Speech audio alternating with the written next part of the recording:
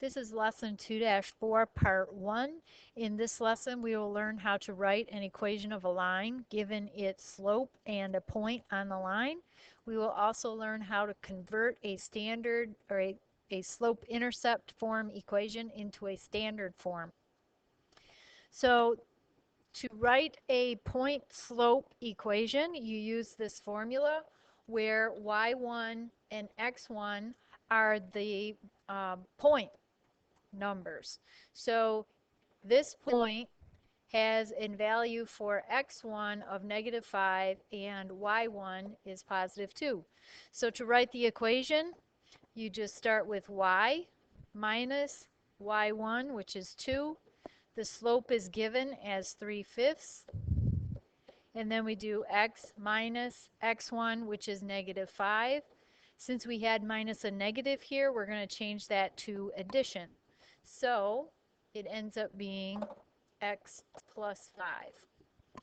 In our second example, we do y minus y1. So since it's minus a -1, that'll be +1. Slope is -3. And then x minus x1, which is 7. And there's the equation of our line. So now we want to write the equation of a line where we're given 2 points, which means we have to find our own slope. So using our formula that we learned in lesson 2-3, we're going to do slope equals y2 minus y1 over x2 minus x1.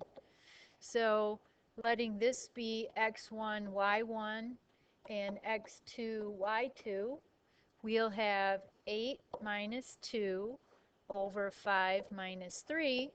So the slope is 6 over 2, which is 3. Then to write our equation, we choose either one of the 2 points. I'm going to choose this first point and write my equation from that. So it's y minus y1 equals slope times x minus x1. I'm going to leave example B for you to do. This is what a standard form equation looks like. So the next thing we're going to do is take some slope-intercept form equations and turn them into standard form.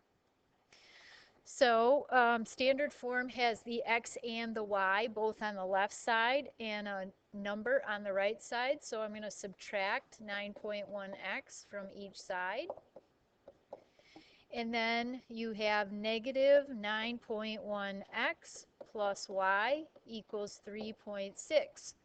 So that's looking pretty good, except we need to write this with integer coefficients, meaning we can't have decimals or fractions. So if I take this entire equation here and multiply it by 10, that will move my decimal to the right. So I end up with negative 91x plus 10y equals 36. Same equation, just 10 times bigger. For example B, we'll first subtract 3/4 x on each side.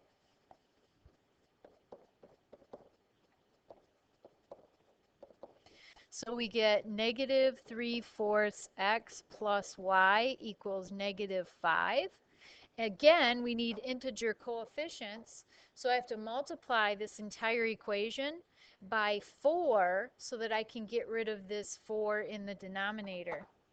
So negative 3/4 times 4 ends up just being -3. And then 4 times y is 4y. And 4 times 5 is -20.